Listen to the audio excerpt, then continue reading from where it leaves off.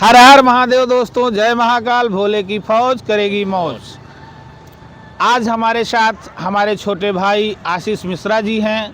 और ये पेशे से अधिवक्ता हैं और बहुत अच्छा सौभाग्य है कि हमारे साथ ही हमारे साथ सहयोगी हैं और हमारे साथ काम करते हैं। आशीष मिश्रा जी, आज हमारे पास हम लोग एक मुकदमा अपराध संख्या 70/2025 के बारे में जानकारी देंगे आप लोगों को। ये जो केस है ये लखनऊ ज़िले के तालकटोरा थाने में पंजीकृत किया जाता है। इसमें एक वादिनी होती है जो अपना केस एक बैंक कर्मचारी के खिलाफ लिखाती है, जिसमें उसके बयान में ये चीज़ आता है कि एक पहले के मामले में अभियुक्त का जो है साला जेल में था, उस जेल में वो बंद था, जिसको जमानत के लिए इसने अप्रोच किया था न्यायालय में जाकर के, जिसका इसने कड़ा विरोध दर्ज कराया अपना, जिससे उसकी जमानत अर्जी खारिज कर दी गई थी न्यायालय द्वारा।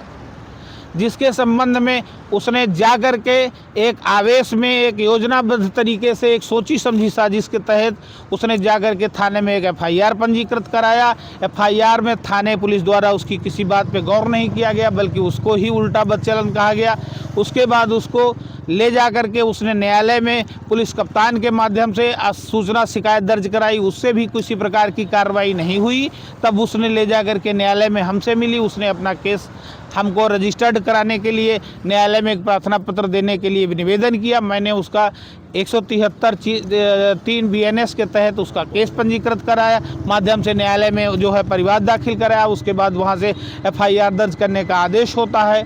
और जब एफआईआर दर्ज करने का आदेश होता है, कई दिनों के बाद न्यायालय का आदेश होने के बाद,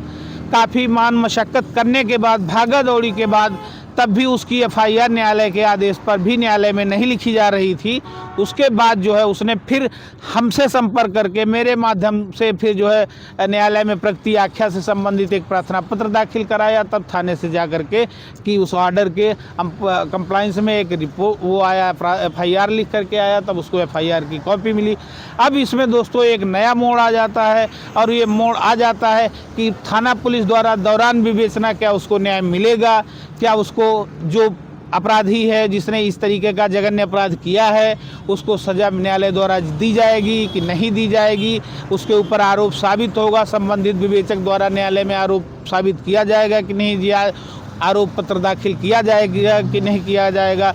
इसके लिए वो न्याय पे खरी उतर पाएगी कि नहीं उतर पाएगी, उसको संपूर्ण न्याय मिल पाएगा थाना पुलिस द्वारा विवेचक द्वारा कि इसके आगे क्या परिणाम आएंगे। फिलहाल विवेचना प्रचलित है,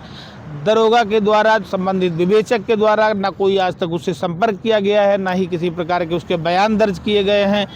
जिसके संबंध में आगे जो भी कार्रवाई होगी। अब उस दरोगा ने क्या रिपोर्ट फाइल की है, वहाँ न्यायालय में आरोप पत्र आया है, उसमें क्या लिख करके आया है, जांच में कैसे एविडेंस दिए गए हैं, इसके संबंध में हम आपको कल दूसरे भाग में बताएंगे और इस पर विस्तार से जानकारी देंगे और इस पर चर्चा करेंगे। और इस तरीके की कोई भी कानून संबंधी जानकारी हो जो आपको चाहिए होगी, आप हमसे नहीं मुलाकात कर सकते हो, आप हमसे नहीं बात कर सकते हो, इसके लिए आप जो है हमारे चैनल पे जाकर के इसको शेयर करें और कमेंट के माध्यम से अपनी समस्या और अपनी बात रख सकते हैं, और कमेंट्स के माध्यम से ही आपको उसका सल्यूशन बता दिया जाएगा। और इसके आगे के भाग की जानकारी के लिए फिर हम आप कल से रूबरू होंगे आपसे। इसी के साथ हर हर महादेव, जय श्री महाकाल, भोले की फौज करेगी मौज।